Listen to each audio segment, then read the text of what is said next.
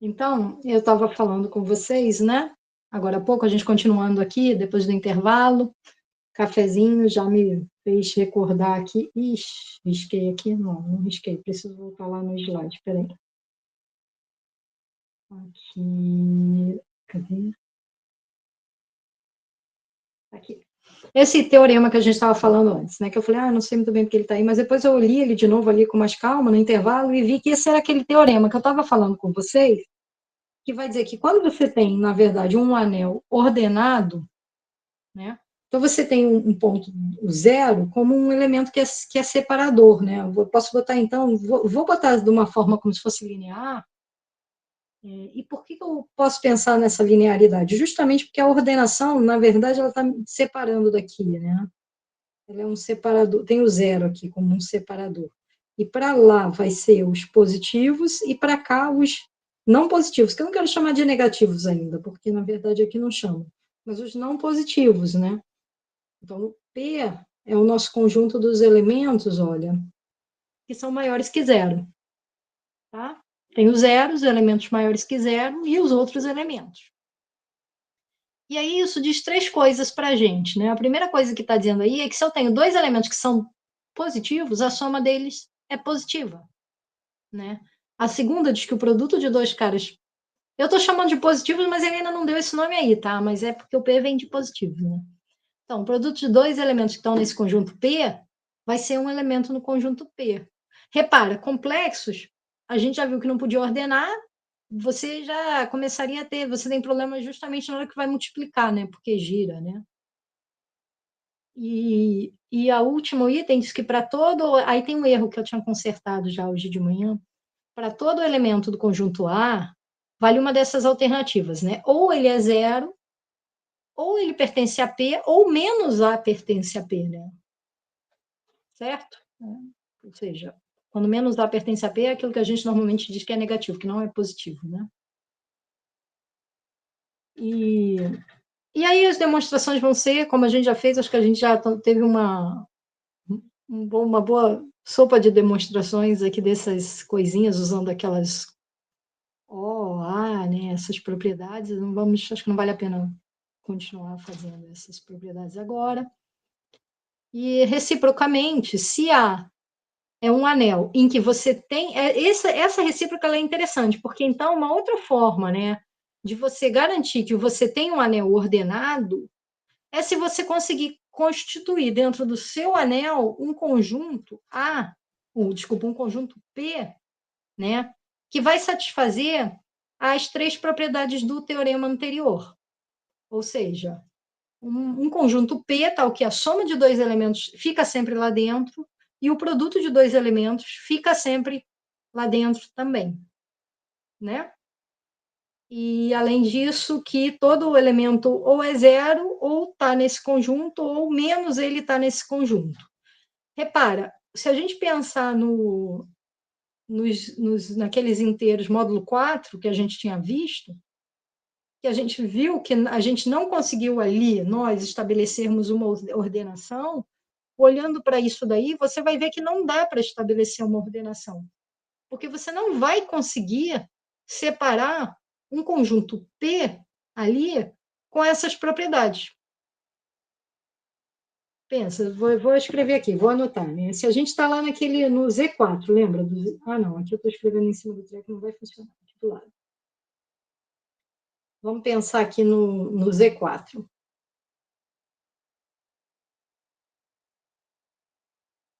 Então, eu tenho lá, vou pegar aquele como conjunto, a gente viu que a gente ordena. Se tem 0, 1, 2, 3. E como conjunto, a gente consegue ordenar, né? 0 menor ou igual que 1, menor ou igual que 2, menor ou igual que 3.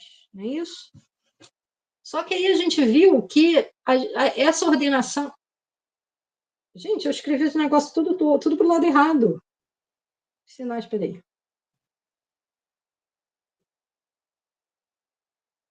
Só quando eu fui olhar na tela ali com vocês que eu esqueci que sinais estão doidos, cada um para um lado. Pronto. Então, aí, quando a gente olha, a gente tem uma ordenação do conjunto. Mas essa ordenação, ela não respeita a monotonicidade das operações. Então, a gente não consegue separar aí, como a gente consegue em Z. Em Z, eu consigo separar. Z eu posso escrever como a união de 3 conjuntos. O conjunto é menos 10, vou botar um Z, etc. Não, tudo bem, vou fazer diferente, vou botar assim. Vamos escrever menos 1, menos 2, menos 3, que é a parte que todo A e menos A está em P, né? União 0, união, o outro conjunto, que é 1, 2, 3, 4. E esse conjunto daqui, justamente esse último que eu escrevi, vem a ser P, né? Esse aqui é o P. Repara, então todo mundo ou é 0, ou está P, ou menos o cara está em P. Né? Eu consigo fazer isso naquele ali no Z4? Não tem como, né? Se eu dividir de qualquer jeito ali, qualquer separação que eu fizer, né, do 1, 2 e 3, eu não vou conseguir, através de somas, me manter sempre no mesmo conjunto. Entende? O P aqui tem que ser um conjunto tal que, quando eu somo qualquer dos caras dele, eu continuo no P. Aqui, ó, no Z, você pega essa parte positiva aqui, que está em amarelo, somado com quaisquer dois, ou multiplicar com quaisquer dois, você continua aqui nele. Né? Desse outro pessoal aqui, não, mas nesse cara daqui, ele é invariante, é um conjunto que é invariante por somas e por produtos. Você não consegue um conjunto invariante por soma e por produto aqui. Quer dizer, você até poderia pensar, tá, dá para conseguir, né? Vou conseguir um conjunto invariante por soma e produto. Qual? Pensa aí, gente, consegue? Quem consegue? Me vê agora na cabeça. Nesse daqui, no Z4.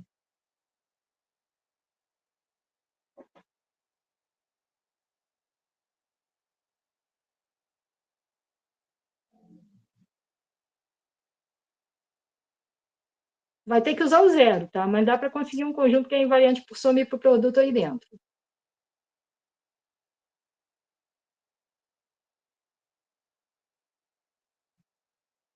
Não?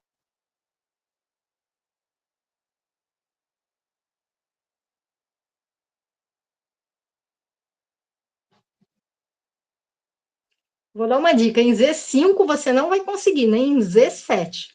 Mas em Z4 você consegue, em Z6 você consegue. É o 02? É, o 0,2, João. Olha só. Se a gente pegar aqui, deixa eu botar uma cor enxergável. Se a gente botar 0, 2, se você multiplicar ou somar elementos aí, você vai ficar sempre aí mesmo, não é? Sim, sim. Então a gente poderia pensar, beleza, eu estou encaminhando, porque eu já consegui um elemento P que satisfaz essas duas coisas, é verdade, só que não vai satisfazer as outras.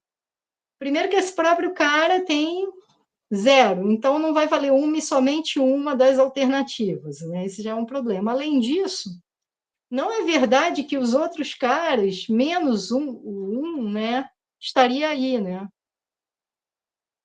O menos 1, na verdade, é o 3, né? Não é? Não, é o 0. Não, como é que é o menos 1? O menos 1 é o 3, não é? Isso, No módulo 4?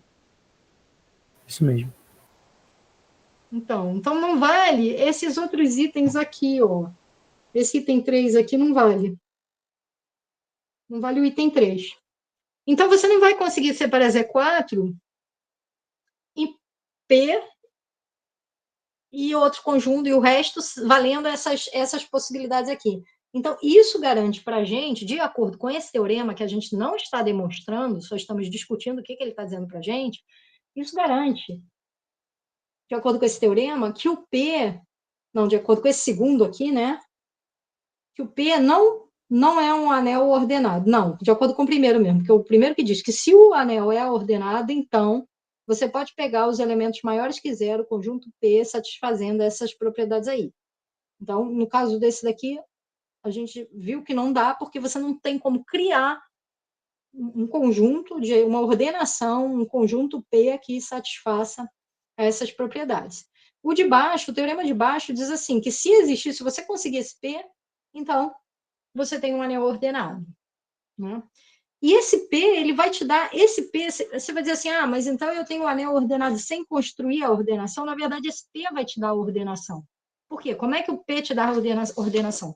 Como eu falei para vocês, o P, tipicamente, ele faz uma partição, né? Ele estabelece, aqui está o zero, para cá do zero, e para cá você tem o lado positivo do zero e o lado não positivo do zero.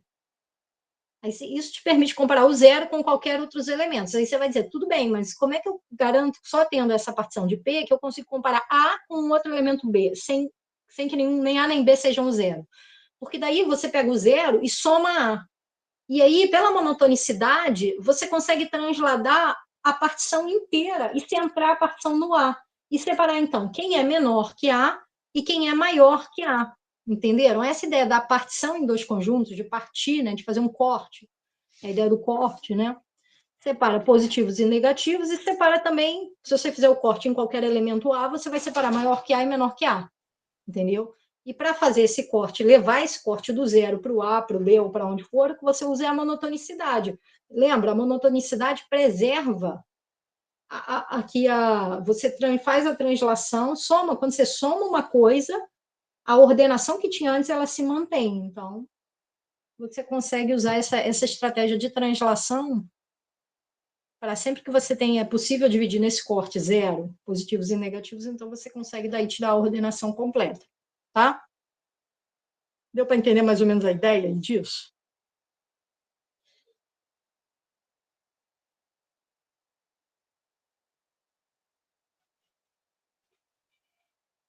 Michele, estou aqui já, mas continua aí, tá ótimo. Oi, Vitor, tudo bom? Tudo. Não, agora sim, a gente terminou aqui a parte de relação de ordem, né? Tinha faltado esse pedacinho aí.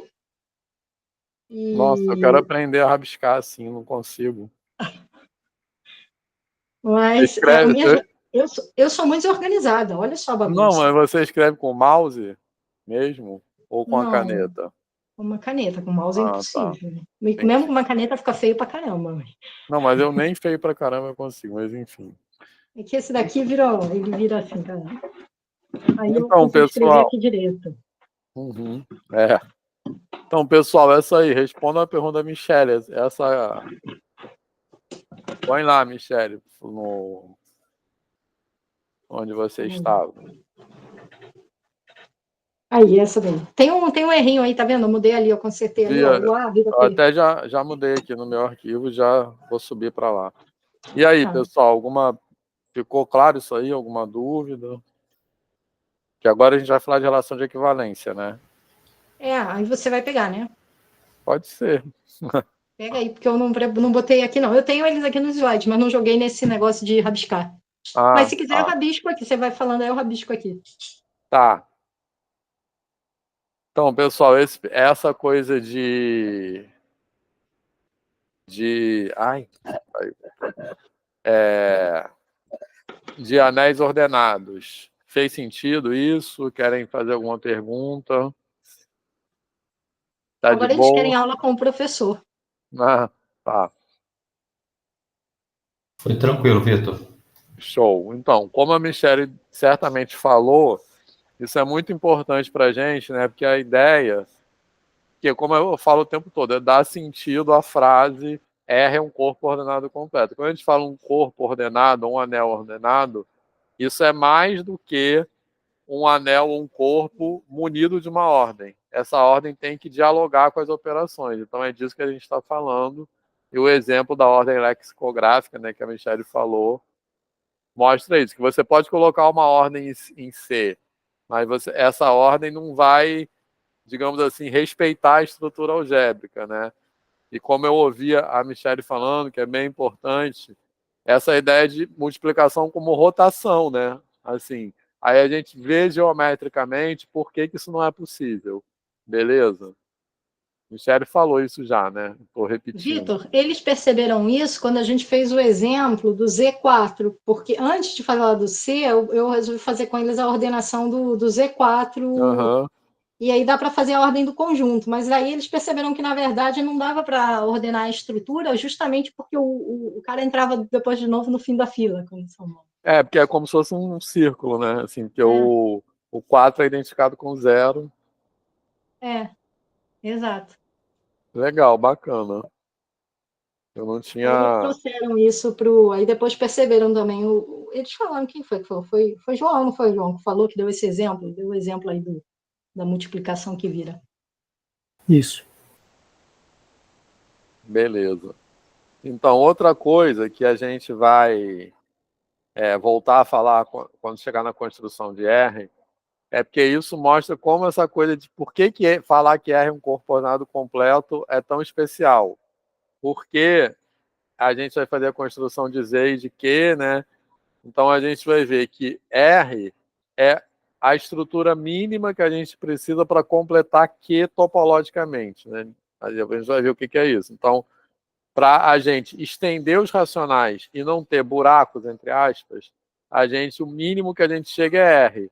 Mas quando a gente vai além de R, a gente já perde a ordem, né? Já perde a possibilidade de ordenar. Então R é como se tivesse corpo ordenado completo, como se tivesse um lugar de equilíbrio, digamos assim, né? É o mínimo que a gente precisa para completar e é o máximo que a gente pode ter para ordenar, né? Assim, então por isso que ordenado completo é algo tão especial, né? E eu acho que a gente ouve né, Michele, essa frase nas cursos de graduação em geral como uma coisa meio protocolar, assim. Né? Beleza, pessoal? Certo? Então, vamos continuar para classe de equivalência. E essa parte é bem rápida. Vou só fazer um comentário aqui. Que Sim. assim, enquanto eu era bacharel, né, nunca me incomodou, sabe? Eu tava de boa com a história do corpo ordenado completo. Tipo, eu vivia bem com ele, mas é assim. E aí depois é que eu fui perceber, o que que a gente percebe em algum momento? Que para a finalidade do. Se você toma que a finalidade da formação de um matemático é formar alguém, uma máquina de produzir resultados em cima de resultados, é totalmente desnecessária essa cultura. Uhum. Agora, se você quer formar uma pessoa que tem um mínimo de cultura sobre aquilo que está fazendo, daí faz uma falta, viu? E Mas para eu ensinar na percebi. educação básica faz uma falta, Não, justamente. para ensinar na educação básica, é isso que eu disse, porque para ensinar na educação básica, eu entendo que um professor precisa ter cultura sobre aquelas coisas que ele está ensinando, sabe? Não é como a gente sempre fala, não é para legitimar aquilo, não é para entender, é a questão da problematização mesmo, entender como que aquilo surge, por quê, de onde vem, se caiu do céu, se de fato foram gênios brilhantes que inventaram ou não, né? Então, acho que é importante tudo isso para quem vai. E eu acho que mesmo para o. Quando eu quis fazer essa brincadeira porque é o que eu disse, não é necessário para criar a máquina de reproduzir teoremas, entendeu? A máquina de produzir e reproduzir teoremas, não é necessário. Tanto que a gente demonstra um monte de teorema nessas disciplinas de análise só com isso. Agora, se você quiser ter um pouquinho de cultura, e aí eu acho que o bacharelado falha, e eu acho que a gente tem que falar essas coisas, sabe, Vitor? Porque uma coisa que me incomoda muito, né, que eu acho que vocês já conversaram até outra vez, é a questão de que os matemáticos eles acham que eles podem falar de tudo. Eles podem criticar, eles podem dizer como a gente deveria ensinar, sendo que não tem a cultura deste outro lado, entende? E a gente, por outro lado, que acaba de alguma forma tendo um olhar também, tanto para a matemática pura, né, quanto para a matemática pura acadêmica, quanto para a educação, para a escola, para tudo isso, cara, que a gente vê também que tem uma falta de cultura enorme, e essa falta de cultura prejudica a formação de professores, por causa da questão política. Então, acho que a gente tem que demandar também, assim como se demanda do lado de lá, que na licenciatura tem que ter tal coisa e tal coisa, a gente tem que demandar também que no bacharelado tem um mínimo de filosofia da ciência, filosofia da matemática, história da matemática, para que não fiquem, assim, doutores tão incultos em termos da construção da ciência, entende? Que a gente conhece tantos, né, assim. Poxa, é difícil isso. Não, e eles querem de fato falar sobre tudo no mundo, né? É uma coisa impressionante. Muitos exemplos muito conhecidos, né, disso. Mas, enfim. É isso mesmo, tá? A gente falou um pouco disso na live agora, né? Falando de formação de professores, mas como algumas das coisas que a gente falou lá, que tem a ver com isso, se aplicam também para a formação de bacharel, né? Para a formação de pesquisadores, que a Valci, que estava mediando a live, falou. Para as pessoas que vão ensinar depois nos cursos de licenciatura, né? Assim, então, qual é a formação das pessoas que ensinam nos cursos de licenciatura, né? Assim, enfim. Algum comentário, pessoal? Tá de boa?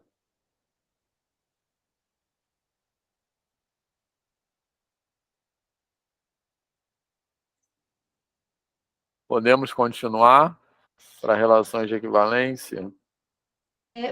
Você quer que eu coloque? O que você vai colocar aí? Eu tiro daqui. Não, pode colocar aí. Peraí, calma aí, deixa eu colocar aqui, então eu vou ter que trocar aqui a apresentação. Eu falei, isso vai mudar? Não. Então, mas de qualquer jeito eu tenho que mudar por aqui, pelo... Tá. Peraí. Porque ali naquele arquivo que eu tenho, aquele negócio acaba aqui, eu só coloquei o título, mas eu vou abrir, eu tenho aqui aberto o treco aqui, só preciso... Tá. Parar com esse e apresentar o título.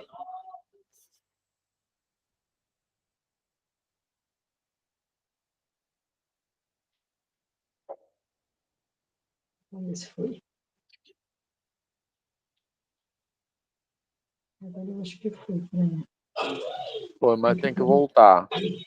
Tem, mas eu tenho que chegar lá na janela. Peraí. Eu sou lerda aqui com essas coisas. Tá. Aqui, já entendi. Pronto. Agora eu passei demais. Isso. Aqui, pronto. Pronto. Relações de equivalência. Posso passar para a Pode, primeira? pode, pode. Pronto. Pronto, então, pessoal, a gente já falou um pouco de relações de equivalência, mas vocês lembram de ter estudado isso na graduação ou quem não tem a menor ideia? Eu fiz essa pergunta sobre relações em geral, quando eu ia começar relações de ordem, a maioria não viu relações na graduação. Talvez alguns tenham visto relações de equivalência, mas relações assim em sentido amplo, não, a gente fez direitinho, devagar, a de ordem também. Falamos rapidamente da de equivalência, só aquela ideia de particionar o conjunto. Isso. Marcelo ia falar? Sim, eu só vi só na pós-graduação mesmo, tá? Ah, Esse estudo aí de relação de equivalência. então, umas pessoas falando ali no chat que não tem a menor ideia. Pô, Cadu e Daniela é importante sim, que são pessoas que estudaram em instituições diferentes, né? Então, assim,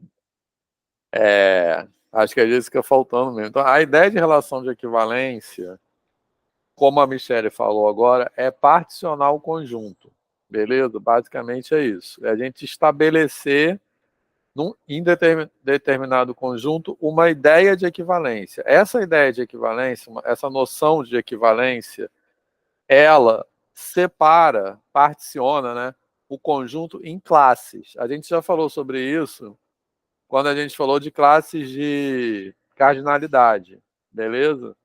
Que tem essa mesma ideia, mas a gente não pode chamar de relação de equivalência ou de classe de equivalência por causa daquele problema axiomático também que a gente já falou, daquele impedimento, enfim, formal. Beleza, pessoal? Tá? Então, basicamente, uma relação de equivalência é uma relação que tem essas três propriedades que estão escritas aí: reflexividade, simetria e transitividade, tá? Então, o que todo mundo acho que entende que né? Reflexividade é que todo elemento está relacionado com ele mesmo. Simetria é que você pode ler em qualquer direção, né? Então, se A está relacionado com B, então B está relacionado com A. E transitividade, se A está relacionado com B e B está relacionado com C, então A está relacionado com C. Qualquer relação que tenham essas três propriedades é chamada de uma relação de equivalência, tá? Acho que o exemplo mais elementar de relação de equivalência é a própria igualdade, né? A igualdade é uma relação de equivalência, mas ela não tem graça, assim, vamos dizer. Então, outros exemplos de relação de equivalência que eu acho que vão aparecer aí daqui a pouco. Mas um exemplo sobre o qual nós já falamos aqui algumas vezes são a congruência N, beleza? Congruência módulo N é um exemplo de relação de equivalência, tranquilo? Porque o que é...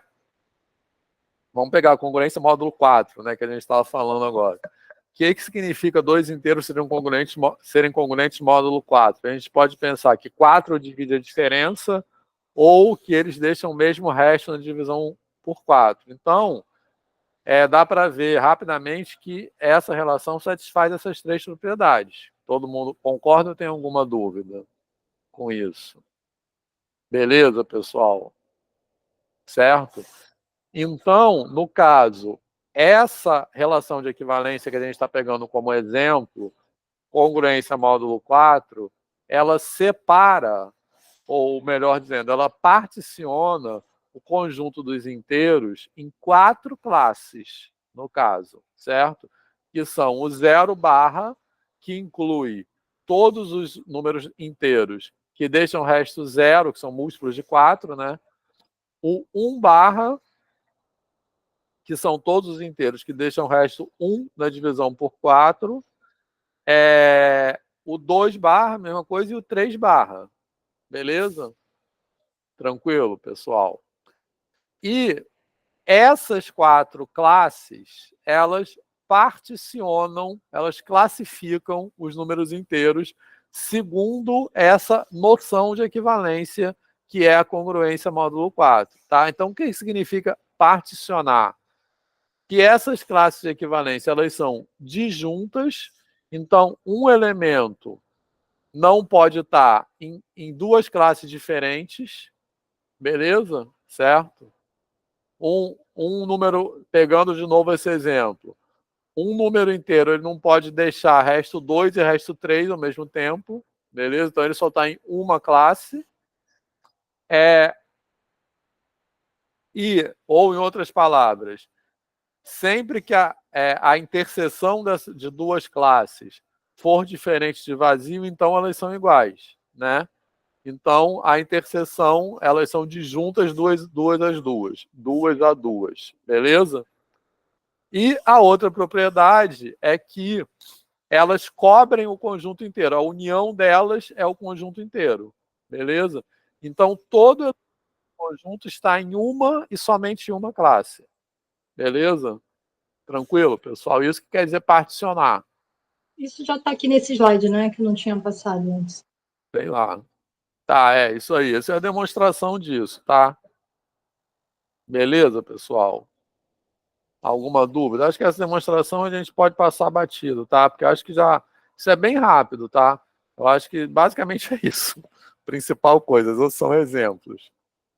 Porque essa demonstração acho que não tem muito mistério. E a gente já pode começar a falar da construção de Z e de Q hoje para continuar na aula que vem, tá? Beleza, pessoal? Alguma dúvida nisso? Está de boa? Certo? A gente vai ver alguns exemplos, tá? Tranquilo? Vai lá, pode passar, Michele.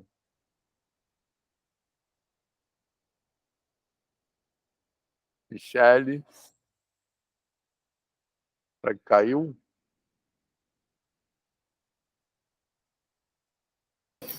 Travou.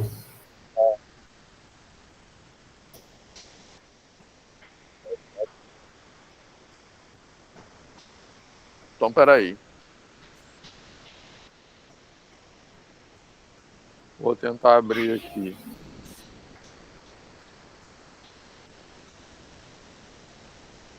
Deixa eu abrir aqui o PowerPoint. Então, pessoal, tá de boa isso?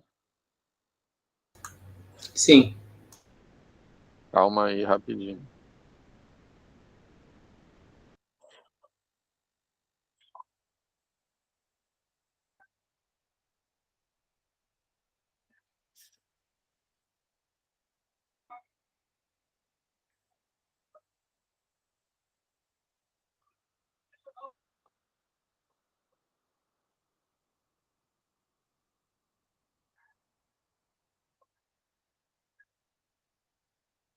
Vou compartilhar aqui.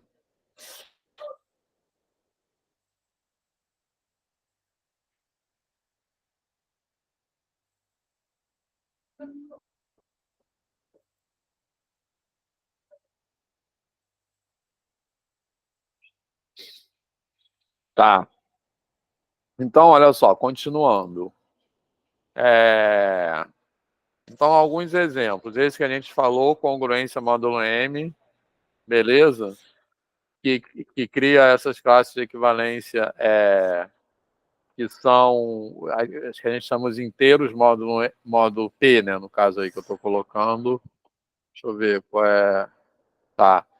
E a outra que a gente é um exemplo que tem um resultado legal, assim, é o paralelismo no conjunto das retas no plano cartesiano, beleza? Tranquilo? Então, paralelismo, só que que eu estou definindo aí é que a relação que a gente está estabelecendo é quando duas retas são paralelas ou coincidentes, tá? Porque, em geral, a gente não fala que uma reta é paralela a ela mesma, beleza? Então, no caso, não seria reflexiva, certo? Mas, se uma reta R é paralela a uma reta S, então S é paralela a R, e se R é paralela a S e S é paralela a T, então R é paralela a T, beleza? Tranquilo? Então, isso forma uma relação de equivalência também. Alguma dúvida? Certo? Outro? Marcelo, quer falar? Ali eu também estou notando, tem um dado que você colocou nessa questão da relação de equivalência, é a formação dessa partição que não tem interseção, né? Aham. Então é por isso que esse paralelismo aí faz com que, se a reta tiver com outra ponto em comum, é porque elas são coincidentes, né? Mas aí a partição não é a reta, a partição é um feixe de retas, entendeu? Ah, sim, entendo. Porque a partição não se dá no plano, ela se dá no conjunto de retas, que não é o plano, porque o plano não tem as retas como elementos, tem as retas como subconjuntos. Então, o conjunto Certo. que está sendo particionado, ficou claro isso, pessoal? Os elementos do plano são os pontos, não as retas. Então, o conjunto que está sendo, isso é confuso mesmo. O conjunto que está sendo particionado aqui é o conjunto das retas, beleza? Certo. Que não é o plano. É o conjunto cujos elementos são as retas, não é isso? Exato, isso aí. Então, as partições que são formadas, a gente pode chamar de os feixes. Cada feixe de retas paralelas é uma partição. É uma classe de equivalência, beleza?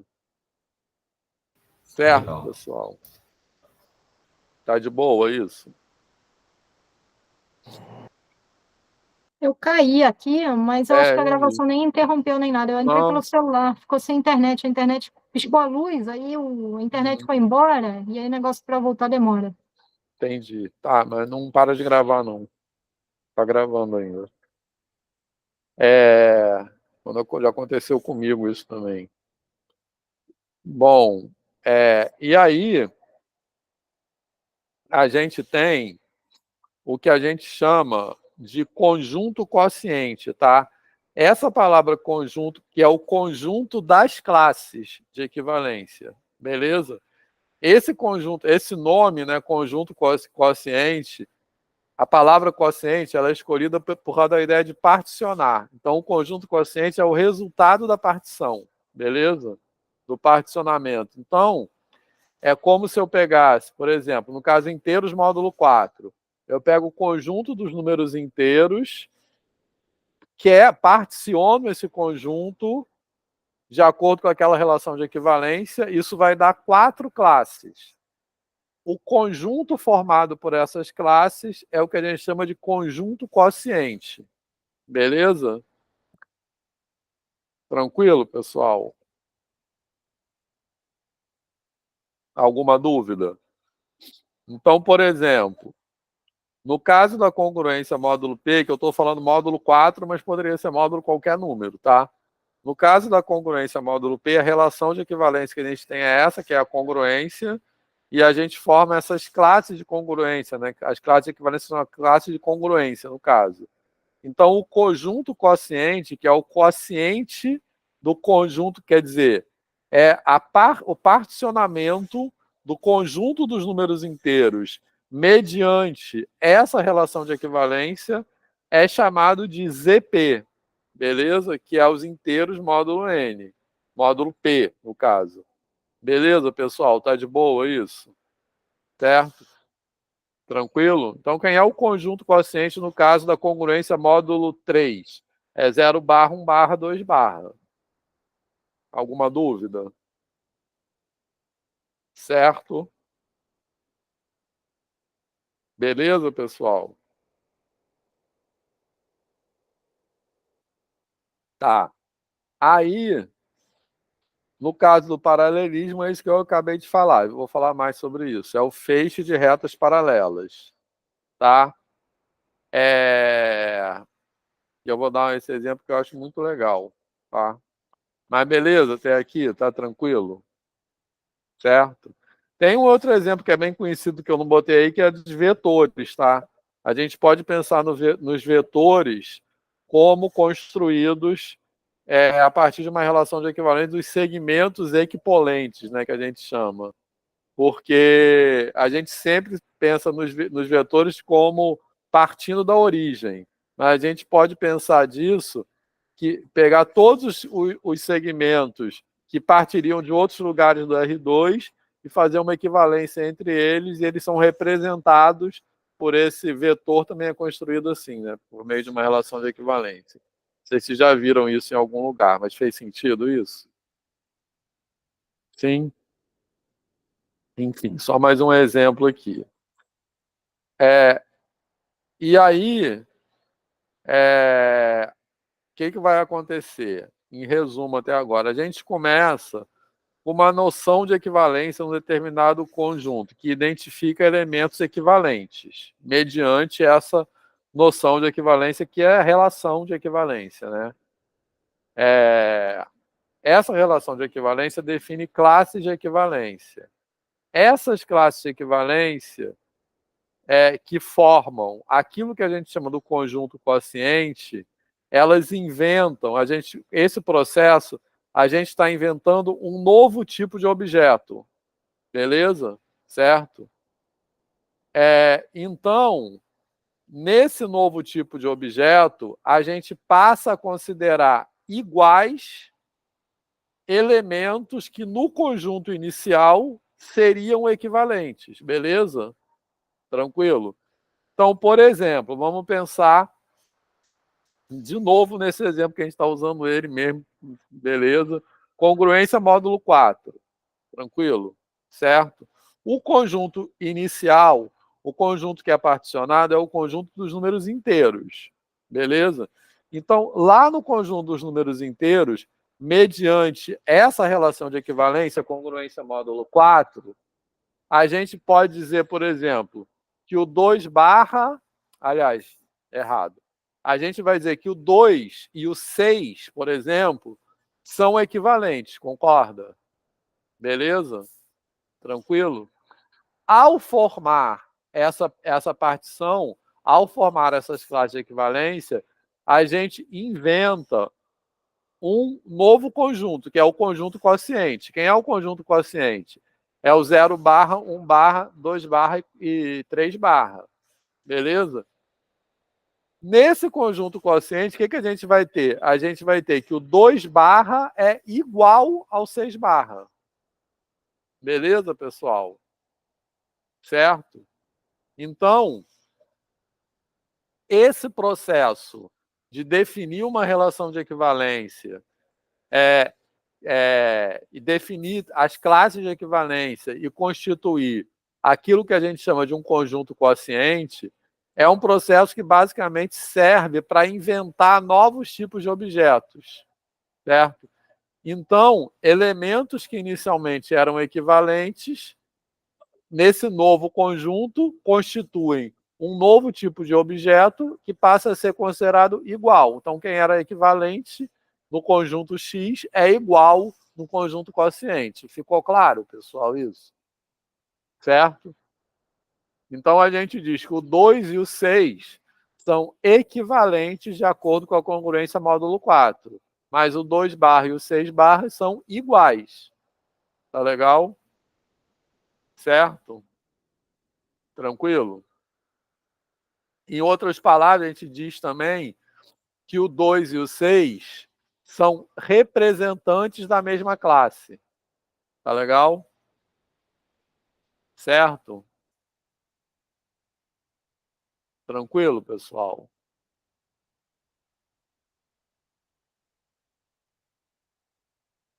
Beleza? Alguma dúvida? Então, isso que está escrito ali embaixo, né? Se eu tenho dois elementos em X que são equivalentes, isso vai acontecer se e somente se as respectivas classes são iguais em X barra, tá?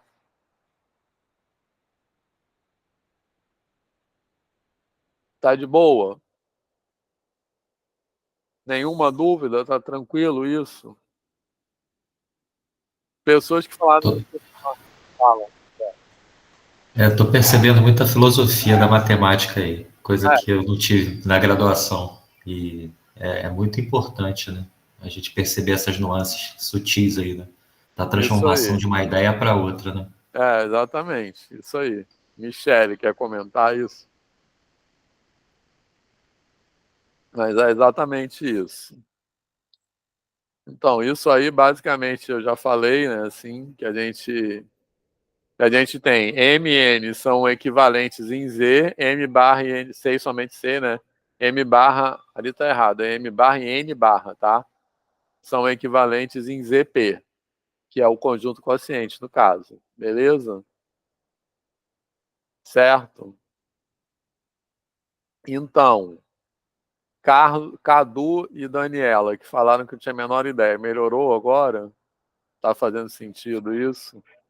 E outras pessoas. Sim. Tá? E realmente acho que eu não tinha visto isso, não.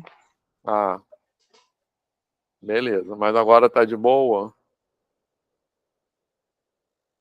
E outras... Sim. Tá. E outras pessoas também? Tranquilo? Certo? E isso que a gente vai usar na construção de Z e de Q, tá? A ideia de... Dando um pequeno spoiler, a ideia de equivalência que a gente vai usar na construção dos racionais é exatamente a ideia de fração equivalente, tá? Que a gente aprende na educação básica, que ensina na educação básica, tá? Beleza? Mas vamos chegar lá, certo?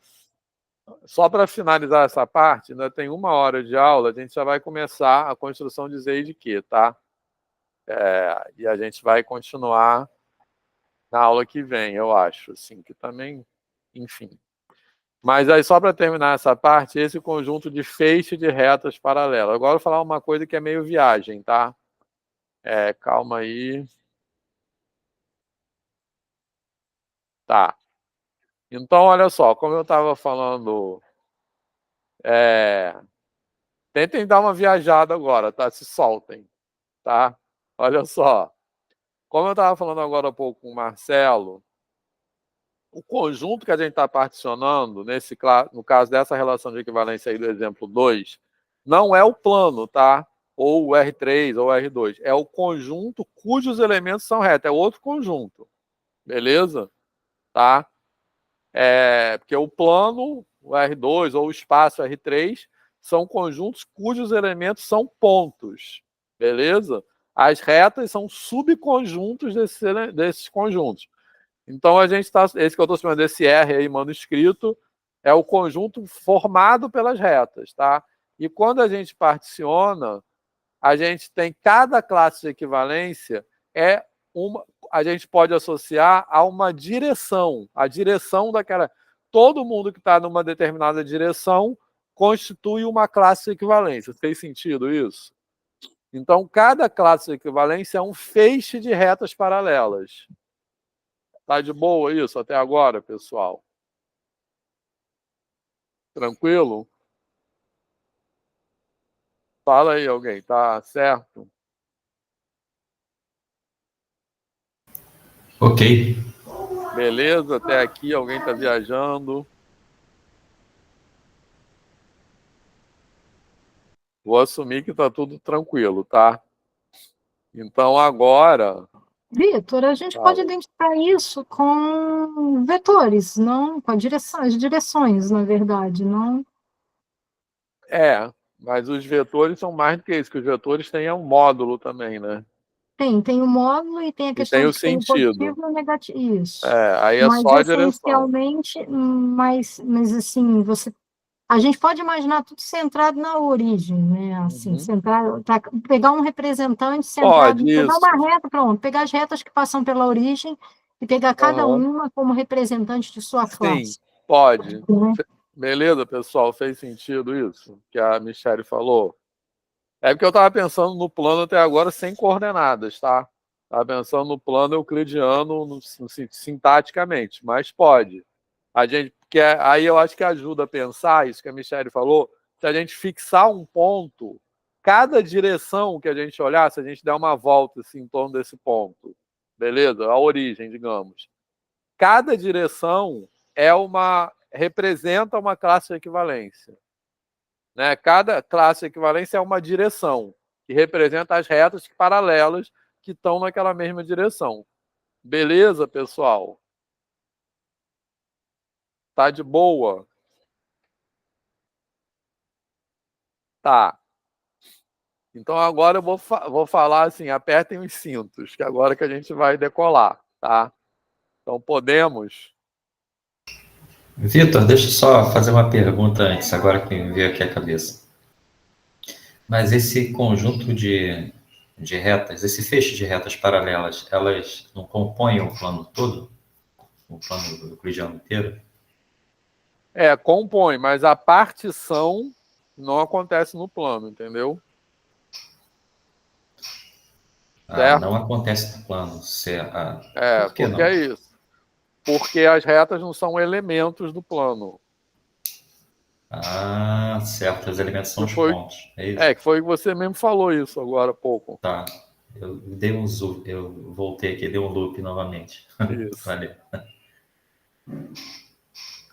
Mas a gente pode pensar isso, que cada direção é uma classe de equivalência, beleza? Certo? Então eu estou olhando no plano só para entender essas direções, mas não é o plano que está sendo particionado. Tá? Beleza, Marcelo? Sim. Beleza, isso faz toda a diferença. Faz. Não é o plano que está sendo particionado, né? É o conjunto de retas. Tá? É o conjunto de retas, certo. Mas o que é importante aqui para a gente, porque eu vou falar em seguida, que eu falei aperte os cintos, é entender isso, que cada direção é uma classe. Tá legal? Isso aí tá entendido? Tá de boa? Certo? Todo mundo que tá para lá todas as retas que apontam para cá formam uma classe. As que apontam para lá formam outra classe. Beleza? Certo? Tá? Bom, aí uma outra... Isso aqui não vai afetar, só para tranquilizar também, não vai afetar a continuação da matéria, não, tá? Isso aqui é só um exemplo viajante de relações de equivalência. Outra interpretação que a gente pode dar para isso, vejam bem, é que cada classe de equivalência determinada por essa relação está associada a um ponto no infinito. Alguém desconfia de por que eu falei isso?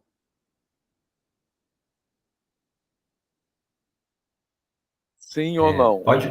Pode falar de novo, Vitor, por favor?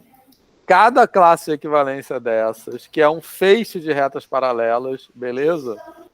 A gente também pode interpretar essas classes de equivalência como um ponto no infinito. Eu vou explicar por que eu disse isso, mas antes de eu explicar, alguém tem alguma suspeita do que isso quer dizer? Danilo, que é desenhista, tem que ter. Tô brincando. Fala aí, Marcelo. Tem alguma coisa a ver com geometria projetiva, não? Exatamente. Tem alguma coisa a ver com geometria projetiva, tá? É isso que a gente chama do plano projetivo, que tem aquela ideia de que retas paralelas se encontram no infinito, tá? Que é uma sensação, uma coisa sensorial. Quando a gente olha, que tem até esses desenhos aqui, ó. Quando a gente olha retas paralelas, a gente tem essa sensação que elas estão tendendo a se encontrar, mas isso, pensando no plano euclidiano, isso é uma ilusão de ótica, beleza? Certo? Que o nosso cérebro interpreta assim para poder interpretar o mundo. Tá legal? Certo? Porém, isso que é uma ilusão de ótica pode ser também uma interpretação dessas relações de equivalência, tá? Porque olhem só para esses desenhos que eu coloquei aí. Desenhos não, essas imagens. Aí a gente pode pensar nisso, livremente pensando, como feixes de retas paralelas. Então, elas como se elas estivessem se encontrando num ponto. Então, por exemplo, olha esses trilhos aí. Se eu olhar nessa direção, essa direção constitui uma classe de equivalência, tá? Então, essa classe é como se eu estivesse olhando, é como se fosse assim, no final desses trilhos, só que não tem final, mas no final desses trilhos teria um ponto que está lá no infinito. Se eu tivesse trilhos indo em outra direção, teria outro ponto que está no infinito, mas em outra direção. Beleza? Certo? Tá? Então, cada direção ou cada feixe de retas paralelas, ele pode ser associado com algo que eu posso chamar, sendo inspirado pela perspectiva, né, do nosso olhar para o mundo, eu posso chamar de um ponto no infinito. Tá legal?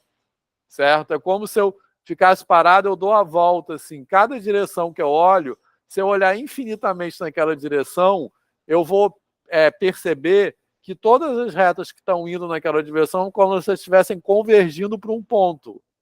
Então, cada ponto desses está associado com uma classe de equivalência dessas. E aí, pessoal? Alguém quer falar alguma coisa? Hã? Bem legal, né? Mas, Eu assim, acho. fiquei pensando na infinidade de pontos também, né? Que formam essa, São infinitos esses pontos no pontos. infinitos, tá? Uhum. Na verdade, é assim, o que está para lá está identificado com o que está para cá também, mas isso é um detalhe. Enfim. Mas e aí, fez sentido? Então, isso em geometria projetiva é o que a gente chama de pontos impróprios, que são esses pontos no infinito. Então, o plano projetivo que a gente chama de plano projetivo, é a união do plano euclidiano, que nesse slide eu estou chamando de π, com esses pontos no infinito. Então, como se eu tivesse essa relação, a união a inclusão desses pontos no infinito no plano, é como se eles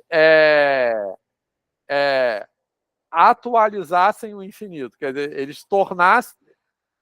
O plano projetivo é o plano que contém os pontos no infinito. Tá? É mais ou menos o que a gente faz quando a gente considera aquela projeção historiográfica que a gente pega uma reta e projeta num círculo. Lembram disso que a gente falou lá, quando a gente falou de paradoxos no infinito? E aí o ponto que está em cima desse círculo, ele é como se fosse uma atualização, ou seja, uma concretização do infinito da reta. Beleza? Certo? Aqui é a mesma coisa, só que ao invés de ser uma reta, é um plano. Tranquilo? Tá? Então, esse plano tranquilo, não sei, mas esse plano projetivo é um plano que tem os pontos próprios e os pontos chamados impróprios, que são os pontos no infinito. Então, plano projetivo é um plano que incorpora o infinito dentro de si como um elemento, como elementos.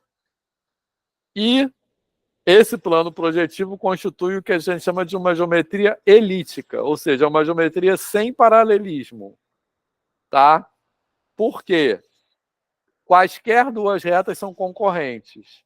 As retas que já eram concorrentes no plano euclidiano continuam a ser no plano projetivo, porque elas se encontram num ponto próprio, que é um ponto do plano euclidiano. As retas que eram paralelas no plano euclidiano passam a ser concorrentes no plano projetivo, porque elas se encontram num ponto impróprio. Então, constituir o plano projetivo por meio dessa relação de equivalência dá uma construção formal matemática e uma interpretação para aquela frase que às vezes vai falar: duas retas paralelas se encontram no infinito. Nesse caso, é exatamente isso que acontece. Certo? E aí, alguém quer falar alguma coisa sobre isso? Michele. Não, eu não sei nada, eu estou aprendendo isso agora também. Negócio de plano projetivo eu não conhecia. Tá. Mas fez algum sentido isso para alguém? Eu só quero falar também que, para quem não entendeu nada, isso não vai prejudicar a continuidade da disciplina, tá? Só quis dar esse exemplo, dar uma viajada. Certo?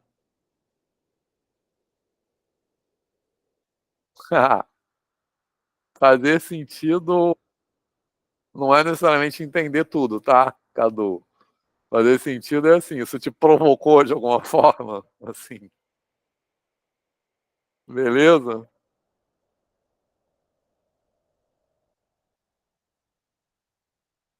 Então, mais alguém quer falar alguma coisa? Alguém quer falar que não entendeu nada? Não tem problema não, tá? Essa sinceridade é boa, né? Sim. Que isso eu acho que é difícil mesmo. Beleza, pessoal?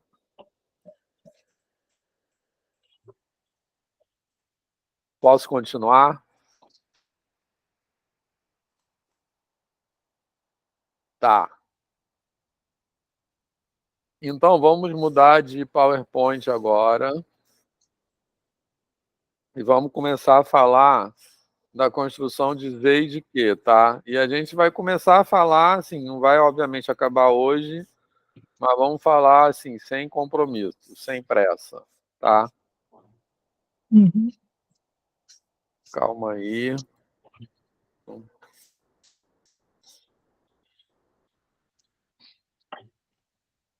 Então, eu vou começar explicando na construção de Z inicialmente, mas a gente vai ver que a gente vai falar da construção de Z e a construção de Q é bem análoga, legal? Certo? Mas, enfim, começando pela construção de Z, a gente vai começar falando qual é a ideia de equivalência que eu vou usar para construir Z, certo? Então, vamos começar pensando nessa construção de Z bem em continuidade em relação ao que eu estava falando antes, como um exemplo de relação de equivalência, tá? Então, vamos lá. Então, tá, só falar isso aí, a gente vai fazer esse roteiro que a gente vai fazer sempre, definir Z. A gente vai, no primeiro momento, definir Z como conjunto, mas depois a gente vai querer munir Z dessa estrutura. Tá legal? Beleza? Então, vamos lá. Eita, calma aí. E no final a gente vai fazer essa inclusão aí, que é muito... Depois eu falo sobre isso. Tá, então o passo 1 é definir Z como conjunto, certo? Bom, então, para definir Z como conjunto, primeiro é importante se situar o seguinte: em que momento a gente está? A gente tem que pensar que nesse caminho formal, a gente tem que pensar o seguinte: só existem os números naturais. Os números naturais já estão construídos, tá? Que é com base naquela ideia de axioma de Peano. Beleza? Certo? Então, a gente vai pensar assim: existem até agora só os números naturais. Então, os números inteiros são um novo tipo de objeto que a gente vai, a partir de agora, começar a pensar como a gente inventa esse novo tipo de objeto. Então, a gente tem que pensar, se colocar numa posição que é assim: para mim, não existe nada além dos números naturais. Beleza, pessoal? Tá? Certo? E aí, qual é a ideia que a gente vai usar para definir os números inteiros? A gente vai querer... assim, a gente pode pensar assim, o que a gente não pode fazer nos naturais que a gente quer poder fazer nesse novo tipo de objeto que eu vou inventar? Subtrair, beleza? Eu não posso subtrair qualquer número de qualquer número natural e ter um resultado, tá? Dentro dos naturais. Então, agora a gente vai querer inventar, então, um novo tipo de objeto que no final da história eu vou chamar de número inteiro. E esse novo tipo de objeto, qual é o papel que ele tem que ter? Ele tem que representar o resultado dessas subtrações. Tá? E aí depois eu vou querer munir esse novo tipo de objeto de uma estrutura algébrica de uma relação de ordem. Até agora, pessoal, fez sentido? Eu esqueci de dizer que a gente já pousou, tá? Eu falei, aperte os cintos para decolar. Agora a gente já pousou de novo, eu acho. Tá? Certo? Tá falando coisas assim, menos loucas. Mas tá de boa isso até agora? Sobre a construção dos inteiros? Beleza? Tá? Então, por exemplo, nos naturais, a gente sabe resolver 5 menos 3. Mas a gente não sabe resolver 3 menos 5. Então, a gente quer passar para poder resolver. Então, a gente quer inventar um novo tipo de objeto que, no final da história, a gente vai batizar de menos 2, que represente o resultado dessa subtração 3 menos 5. Beleza? Tranquilo? Tá? Até aqui tudo bem? Só que, onde é que entra a ideia de equivalência aí? Ela entra no seguinte, eu não vou sair inventando esse novo tipo de objeto assim, aleatoriamente. Tá? Por que não? Por que eu não posso inventar esses novos objetos aleatoriamente? Porque eu quero que o objeto novo que eu vou inventar, que vai servir para representar a subtração 3 menos 5, certo? Eu vou chamar de menos 2, tá? Mas eu poderia chamar esse objeto de quadradinho, beleza? Eu vou inventar um novo tipo de objeto que representa a subtração, por exemplo, 3 menos 5. Eu quero inventar novos tipos de objetos que representem todas as subtrações possíveis entre números naturais. Tá beleza, pessoal? Isso? Certo? Só que, quando eu penso em todas as subtrações possíveis, aí que vai entrar a equivalência, tá? Por quê? O novo objeto que eu quero inventar para representar a subtração 3 menos 5 tem que ser o mesmo objeto que eu vou representar, que eu vou inventar para representar, por exemplo, a subtração 11 menos 13. Ou a subtração 50 menos 52. Todo mundo concorda? Então, eu tenho que dar um jeito de amarrar isso. Eu não posso simplesmente sair dando nome a todas as subtrações possíveis, porque algumas terão que ter o mesmo nome. Então, como é que eu sei quais têm que ter o mesmo nome? Aí que vai entrar a ideia de equivalência. Fez sentido isso, pessoal? Certo?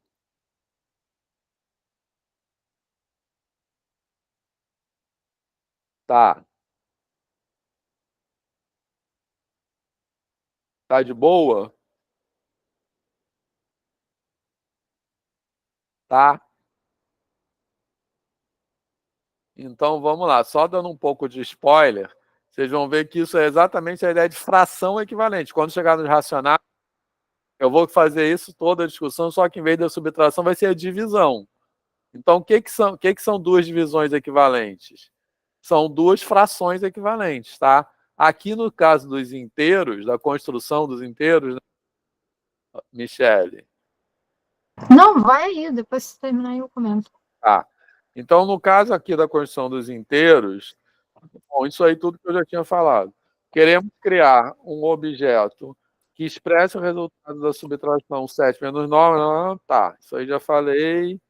Então, nesse sentido, que eu vou precisar considerar, por exemplo, as subtrações 7 menos 9 e 2 menos 4 como equivalentes. Tá legal? Certo? Então, eu quero considerar essas subtrações equivalentes, porque eu quero que o novo objeto que eu vou inventar para representar o resultado dessas duas subtrações seja o mesmo. Então, nesse sentido, eu vou considerar essas duas subtrações equivalentes. Eu quero considerar essas duas subtrações equivalentes. Ok, até aqui. Tá? Só que qual é o problema? Como eu falei no começo, eu tenho que pensar que o meu universo são os números naturais. Então, eu vou pensar assim, nesse momento, nesse ponto formal em que eu estou, só existem os números naturais. Tá? Não existe nada além deles. Então, se só existem os números naturais, eu não tenho direito de escrever isso que está escrito aí. Todo mundo concorda? Porque isso aí, 7 menos 9, 2 menos 4, não existe ainda. Isso aí é exatamente aquilo que eu quero inventar. Tá legal? Certo? Beleza até aqui? Tá? Então, para expressar essa ideia de equivalência que eu quero colocar aqui nos inteiros, que eu quero colocar para construir os inteiros, de uma forma que seja permitida, eu preciso escrever essa igualdade de subtrações de uma outra maneira que seja permitida. Qual é essa outra maneira que eu vou escrever? Como é que eu posso reescrever isso aí, 7 menos 2 menos 4, de uma outra forma que não seja proibida pelo fato de eu ter os naturais como universo? E aí? Quem quer falar?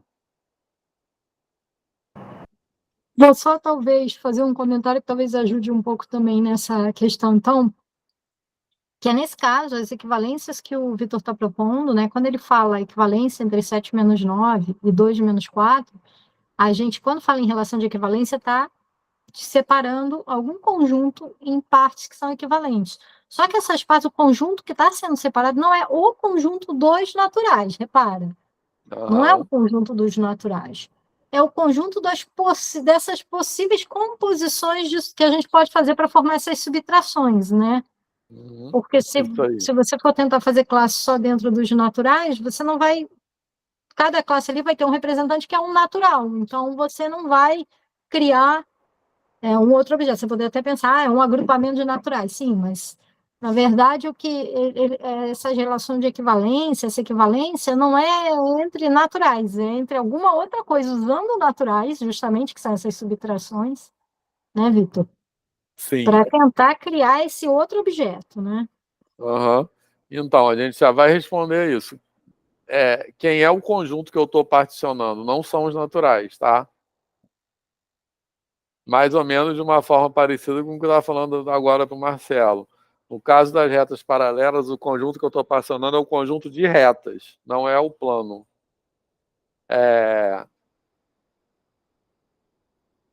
Beleza? Mas... Enfim, mas em relação a essa outra pergunta, o meu universo aqui no momento é os naturais. Só existem os números naturais. Então, eu não posso subtrair. Mas eu posso fazer o quê? Quais são as operações que são permitidas nos naturais? Somar e multiplicar, né? Somar e multiplicar. Subtrair está proibido, porque a operação de subtração não é uma operação nos naturais. Mas eu posso somar e multiplicar. Então, escrever isso que está escrito aí está proibido. Mas como eu posso escrever isso de outra forma que não seja proibida? 7 mais 4 é igual a 2 mais 9? Sim. Certo, pessoal? Fez sentido isso?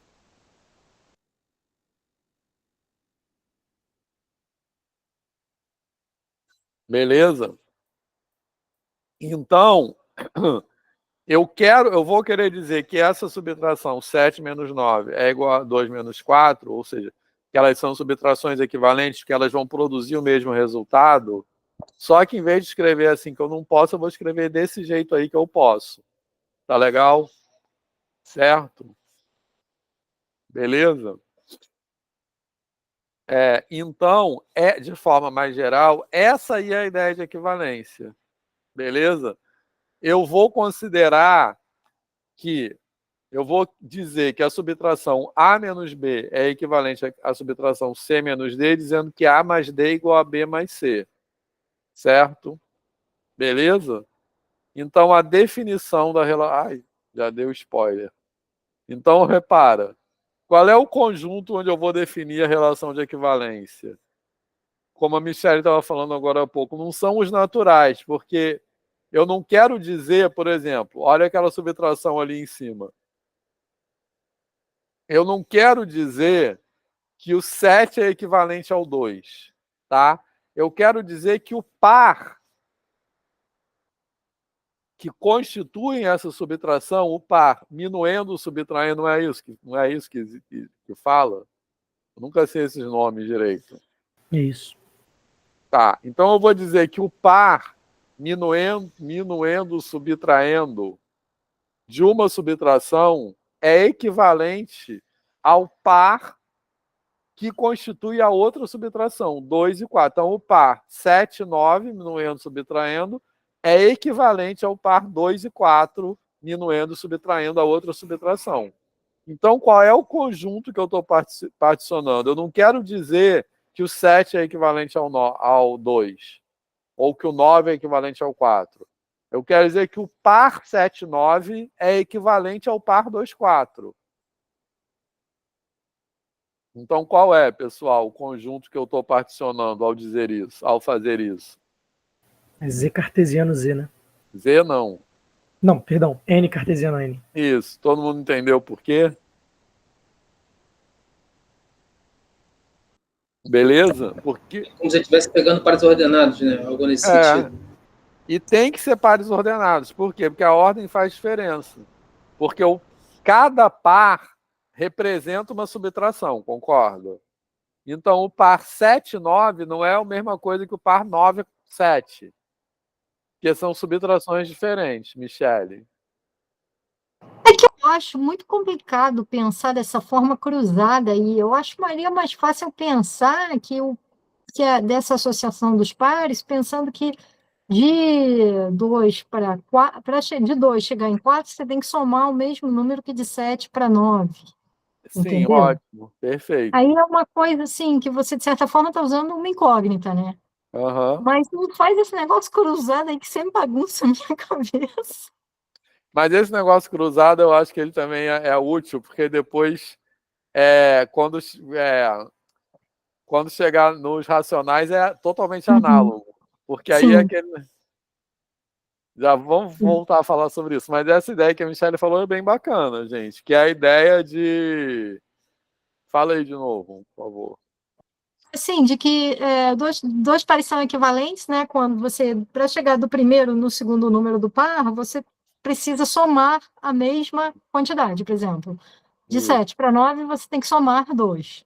Uhum. Eu não estou falando subtrair sem falar subtrair, só isso. Isso. E de 2 para de 2 chegar em 4, tem que somar 2. Então... Porque isso é aquela ideia de subtração como... que tem um nome, isso que eu esqueci. Que é uma das 3 ideias principais de subtração, que é de quanto falta para chegar em algo.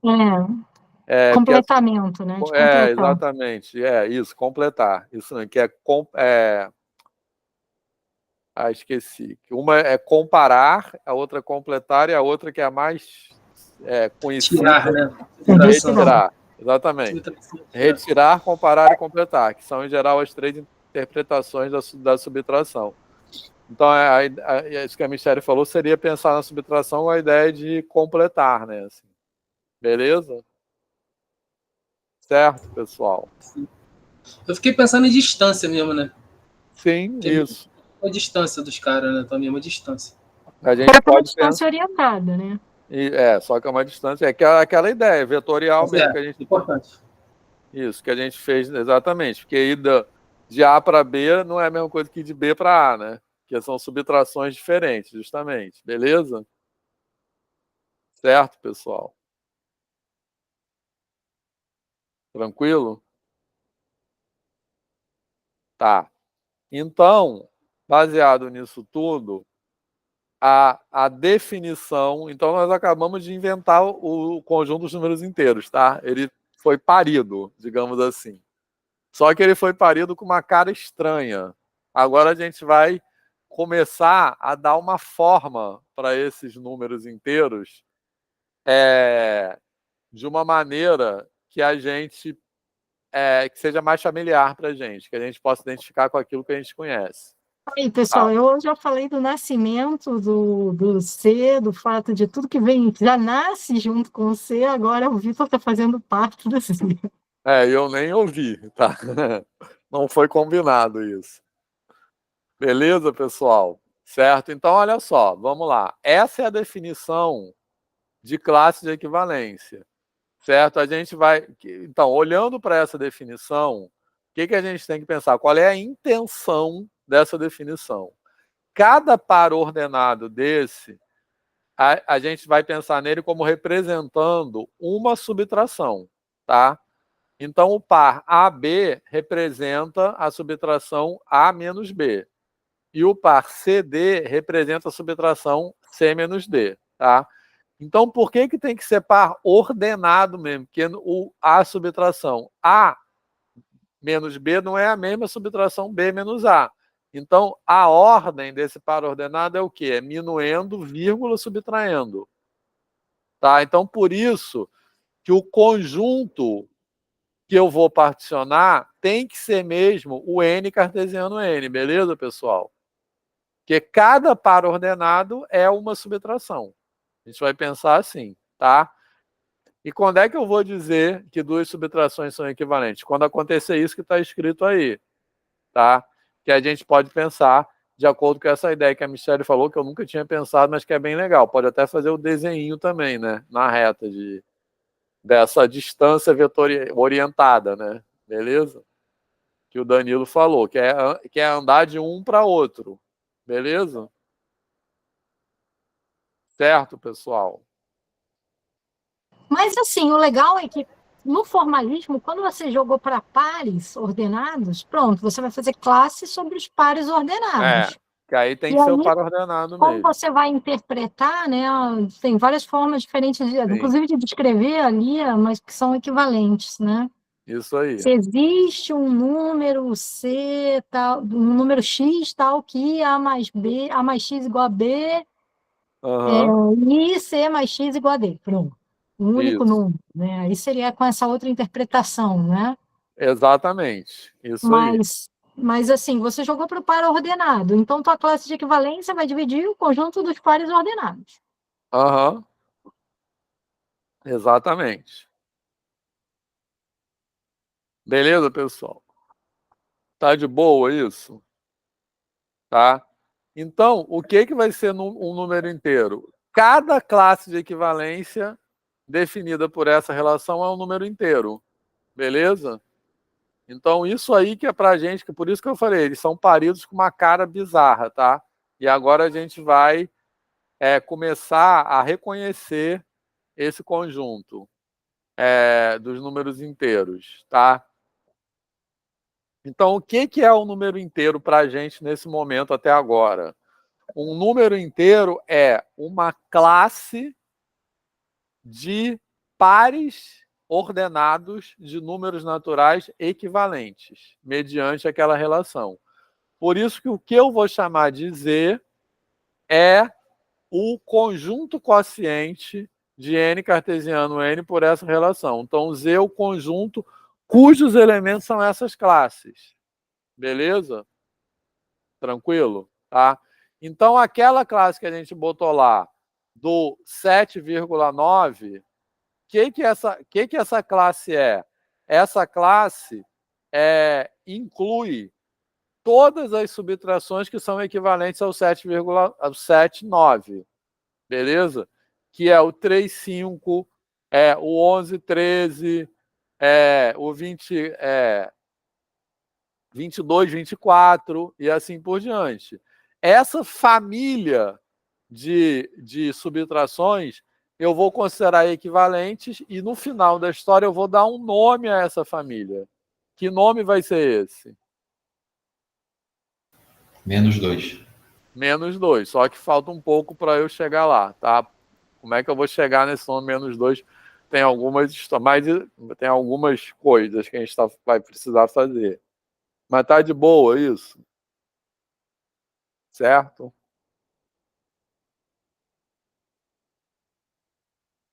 Tá, então agora aquela pergunta que é aquela assim, para ver se vocês estão entendendo mesmo.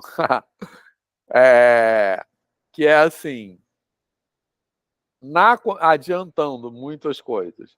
Na construção de que eu vou usar uma ideia equivalente, não, parecida, vou usar uma ideia análoga a essa, tá?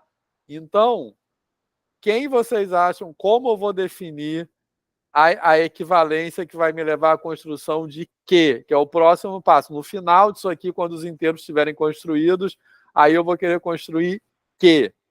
Então, como vai ser a equivalência que eu vou construir que? Alguém gostaria de arriscar? Eu acho que se aí a gente usou a adição e que a gente usaria produto, né? Isso. De maneira análoga, né? Só que usando produto em vez da adição. Algo nesse sentido. Isso. Tá, então, e essa adição ela vem de uma subtração. Esse produto vem de o quê? De uma divisão, certo? Tranquilo? Tá? Então a gente vai.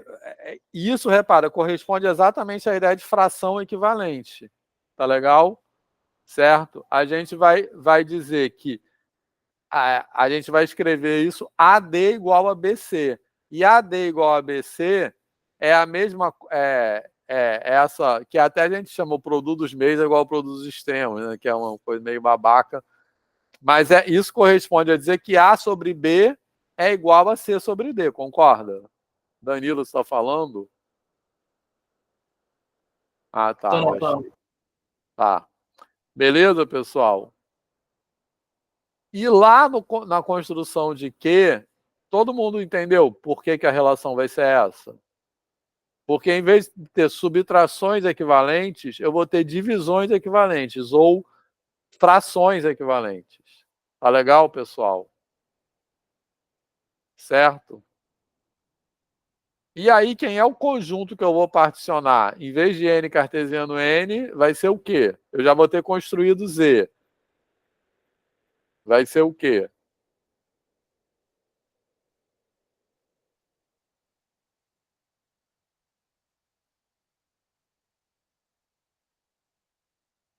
Aí vai ser Z cartesiano Z seto zero, né? Isso, Z cartesiano, Z estrela. Porque da mesma forma que aqui eu estou trabalhando com subtrações de números naturais, lá no próximo passo eu vou trabalhar com divisões de números inteiros, só que aí o denominador tem que ser diferente de zero, tá? Então é Z cartesiano, Z estrela. Então da mesma forma que aqui eu tenho pares ordenados que representam minuendo, subtraindo, lá eu vou ter pares ordenados que vão representar numerador, denominador, tá? Fez sentido? Certo? Então vamos lá. Então, o que a gente está fazendo? Bom, isso aí tudo que eu já falei, né? A gente vai pensar em cada par ordenado desse como representando uma subtração, onde eu vou ter minuendo, subtraindo, tá? Então, aquilo que eu falei agora há pouco, o novo objeto que a gente vai inventar, que a gente chamou de número inteiro, ele transforma essa equivalência numa igualdade, tá? Então, eu vou dizer que o par AB é equivalente ao par CD, o que eu quero dizer com isso no final das contas, mas que eu não posso escrever dessa forma ainda, é que a subtração A menos B tem o mesmo resultado da subtração C menos D. Então, esse novo objeto que eu vou inventar é exatamente o resultado dessa subtração. E aí eu vou dizer que a classe AB barra, né, que eu uso essa notação para as classes em geral, é a mesma classe de CD. Beleza? Certo? Tranquilo? Tá? Então, as classes, eu começo com as equivalências das subtrações e eu invento um novo objeto que é a classe, que é o resultado dessas subtrações. Tá? Que são os resultados, né? Beleza, pessoal? Certo?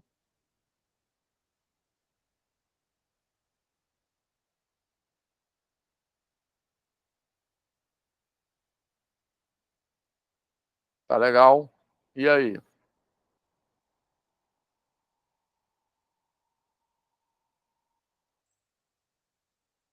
Quem quer falar alguma coisa?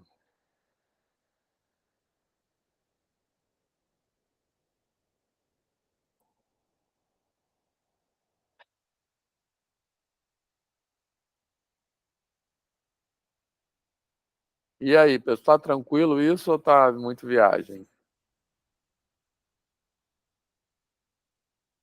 Michele. Então, gente, só para lembrar, né, que o Vitor não está dizendo que foi assim que os ínteros apareceram ou foram pensados ou construídos, Sim. né? E nem que a gente deve, na educação básica, tampouco trabalhar usando, ensinar desta forma a construção, embora isso, como eu sei que o Vitor vai falar daqui a pouco, isso aí tem algumas coisas bem interessantes até para a gente explorar, né? Algumas consequências, mas não significa que a gente vai falar de número inteiro, número negativo, pensando, né, construindo com este caminho, né? A gente tem a própria ideia da orientação que vocês já viram, né? Que vocês já falaram, né, Vitor, outro dia na aula, das quantidades com orientação, é muito mais natural, num certo sentido, muito mais, Uhum. vamos dizer assim, eficaz para você tentar conversar sobre a possibilidade de ter um número negativo, né? O que significa essa quantidade negativa? Não é uma quantidade, é um tanto que você vai se deslocar, por exemplo, faz diferença, se é para a direita ou para a esquerda, hoje em dia faz toda a diferença, né? Isso. Então,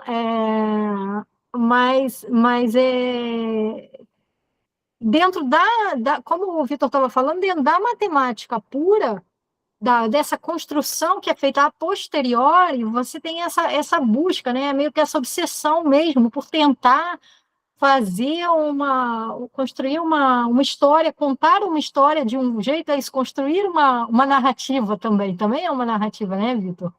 Em que tudo Exatamente. surge apenas magicamente do que você tinha, das coisas mais básicas que você supostamente tinha antes, quando na verdade até essa ordem ela é trocada, as coisas são reescritas para gerar essa construção, porque isso atende a um desejo, algum desejo, que no fundo eu acho que é Sim. isso, né? Atende a um desejo. Exatamente. Isso aí. Só que a gente recalca esse desejo, né? Assim, no sentido que a gente não E aí, assume que é um desejo. isso, e parece que é uma coisa natural, assim, é natural que seja assim, quando na verdade isso é uma construção para atender a um certo desejo. Isso aí. Tá, então, em resumo, foi isso que a gente fez até agora, tá? A gente partiu de subtrações equivalentes que são expressas por meio de pares ordenados em N cartesiano N. A gente definiu uma relação de equivalência nesses pares ordenados. Essa relação de equivalência determina uma classe que é constituída por todas as subtrações que são equivalentes entre si, e aí a gente reúne essas classes num novo conjunto, que é chamado conjunto quociente, e que é o conjunto cujos elementos são essas classes, que são o novo tipo de objeto que a gente inventou, que a gente vai chamar de número inteiro. Beleza? Tá? Então, dizer que duas subtrações são equivalentes em N é a mesma coisa de dizer que os seus resultados são iguais, mas os resultados dessas subtrações não habitam em N, habitam nesse novo conjunto que foi criado. Tá? Beleza? Certo? Bom, aí o próximo passo que a gente vai fazer só na aula que vem, mas eu vou só falar, é os passos 2 e 3, que constituem demonstrar em linguagem algébrica que a estrutura dos números inteiros é um domínio de integridade. O que isso significa? Primeiro, a gente vai ter que definir operações de soma e produto nesse novo tipo de objeto que a gente acabou de inventar, que são os números inteiros. Beleza, pessoal? Certo? E para dizer e depois a ordem também. E aí, para dizer que são domínios de integridade, a gente vai precisar mostrar que essas operações que nós definimos satisfazem uma lista de propriedades, que são aquelas propriedades que a gente falou antes que constituem um domínio de integridade, tá? Beleza? Que são 9 propriedades. Só que a gente não vai demonstrar isso tudo, tá? Não se apavorem, tá? Que é comutatividade, elemento neutro, etc, etc. Beleza? Tá? Então, a gente vai continuar desse passo na semana que vem, mas eu quero destacar que isso, repara só, aí no final de tudo, o que a gente vai precisar fazer é a inclusão de N em Z, tá? Porque repara só, vou repetir isso, mas do jeito que a gente está construindo, N está aqui, e o que é um número inteiro para a gente? O número inteiro, no momento, não é algo que generaliza o número natural. É um objeto de natureza completamente exótica, tá? É um objeto que é o quê? Uma classe de equivalência de pares ordenados de números naturais, tá? Então, no final de tudo, a gente vai querer puxar os números naturais para dentro disso, certo? Ou seja, a gente vai querer identificar esse conjunto novo dos números inteiros como algo que estende o conjunto, melhor dizendo, a estrutura, algo que estende a estrutura anterior, que é a estrutura dos números naturais. Certo? Beleza? Aí é aquela ideia, né, Vitor, de que você pode pegar um subconjunto desse maior e fazer uma bijeção elemento a elemento com o que você tinha como os naturais e que essa bijeção respeita tudo que você já tinha de operação e de estrutura definido nos naturais, que coincide, né? Aham.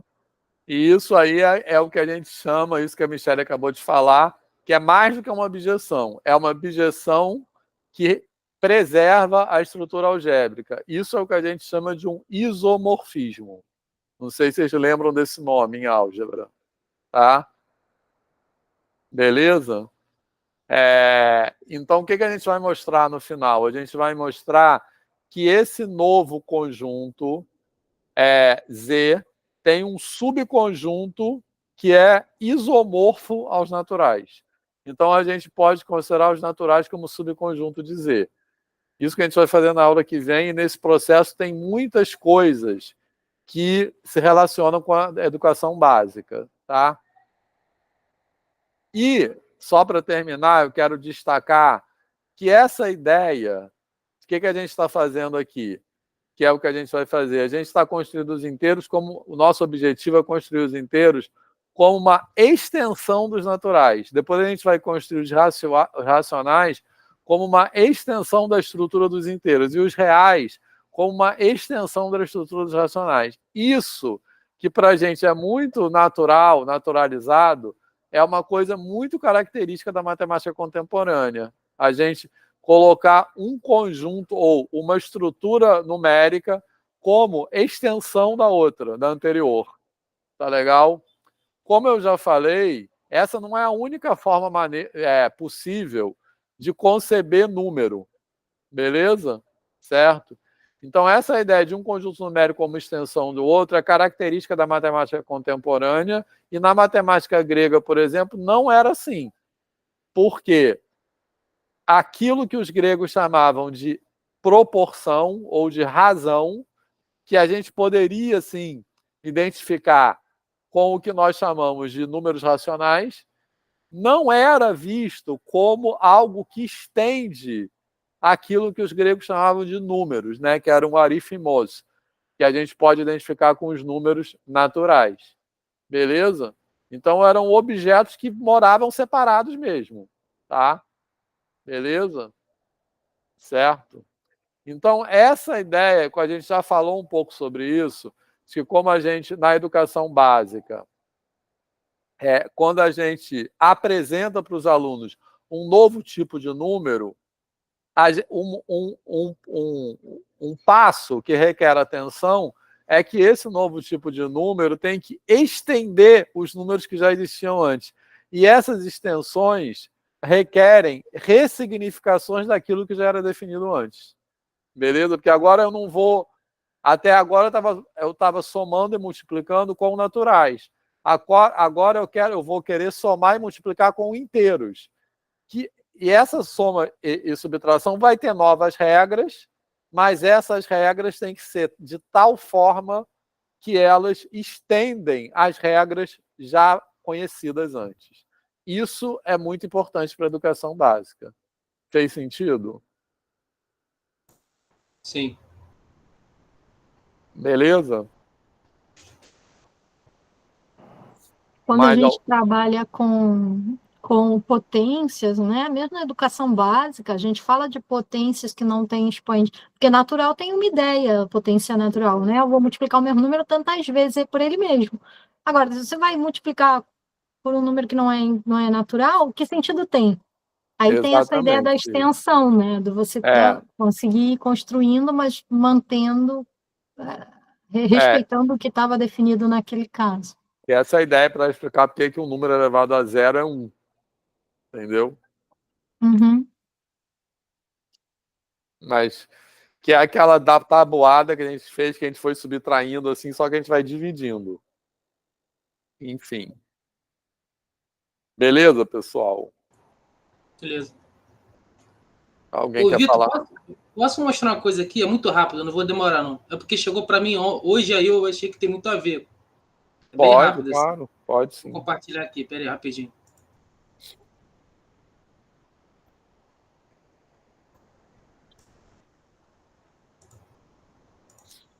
É bem rápido.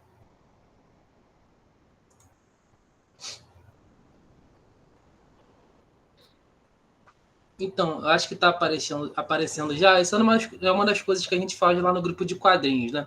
Então, a ideia era produzir quadrinhos para a sala de aula em que a gente pudesse, né? E aí, assim, a ideia é que o quadrinho não vai ensinar matemática para ninguém, não, né? Na verdade, a gente vai, a partir deles, falar e começar a conversar sobre as coisas, né? Inclusive, ouvir o que as crianças têm a dizer.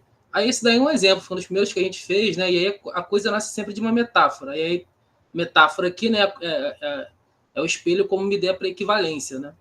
E aí, a gente conversando lá, a Letícia lá no grupo também, e a gente começou a conversar assim, de que maneira isso aqui também poderia estar numa licenciatura para a gente conversar um pouco sobre essa coisa de classe de equivalência, né? E aí a gente se atentou que essa coisa das classes de equivalência não aparecem só nos racionais, né? Aparece para os inteiros também. Aí no grupo a gente ficou se perguntando como é que a gente pensaria, como é que a gente contaria uma história para falar de classe de equivalência nos inteiros, né? Aí lá vai a gente rascunhar, rabiscar, isso aqui. As reuniões do grupo sempre termina uma coisa assim muito louca. Eu abro o Paint, sai colando um monte de coisa. Aí eu lembrei dessa capa aqui de um disco do Pink Floyd, que é tipo os caras sentados assim, e aí tem um espelho, tem um quadro, e dentro do quadro tem a mesma imagem, né?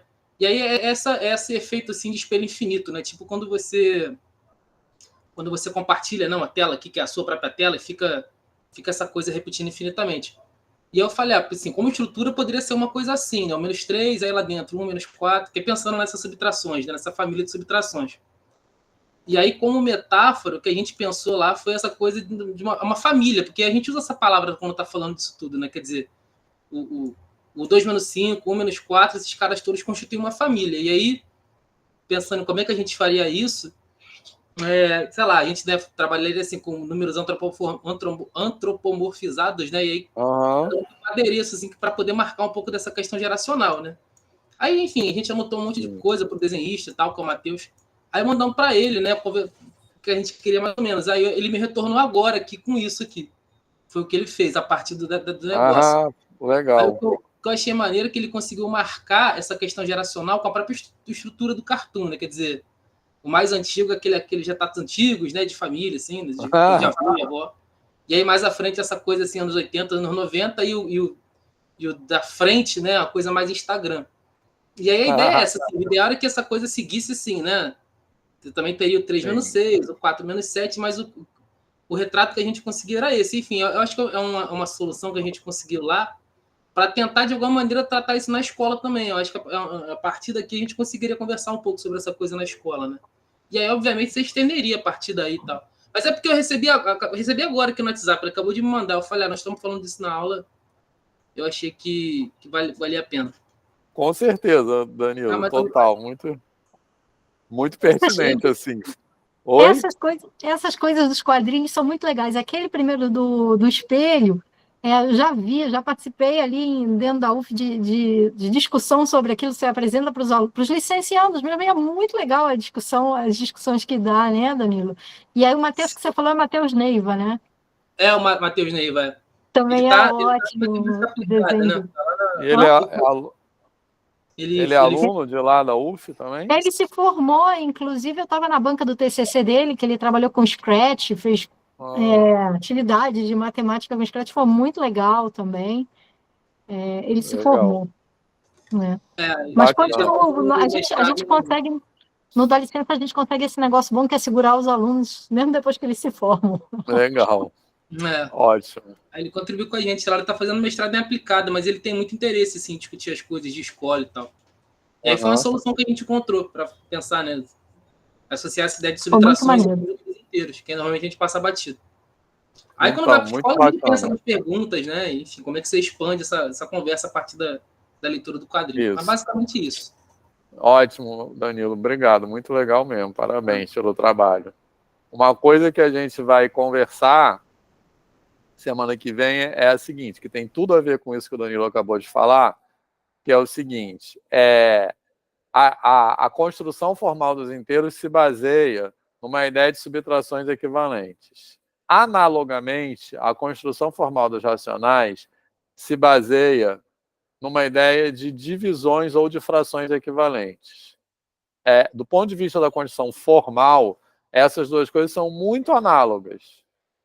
Porém, na educação básica, a gente trabalha muito com essa ideia de fração equivalente, que é a mesma que está na construção formal.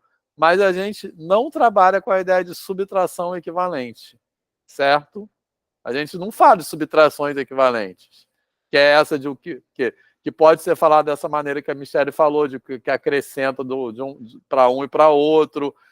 Surgiram várias coisas aqui, a ideia das setinhas, né, de você ir de um para outro, o mesmo caminho que eu faço para ir do outro, beleza? Certo? Então, na verdade, eu acho que essa ideia de subtrações equivalentes não deveria ser abandonada na educação básica. Eu acho que ela é potente para falar dessas coisas. Mas a pergunta é, por que ela é abandonada? Por que a ideia de fração equivalente é presente na educação básica? Não é para responder agora não, porque a resposta disso não é rápida. Por que a ideia de fração equivalente é presente na educação básica e a ideia de divisão equivalente não?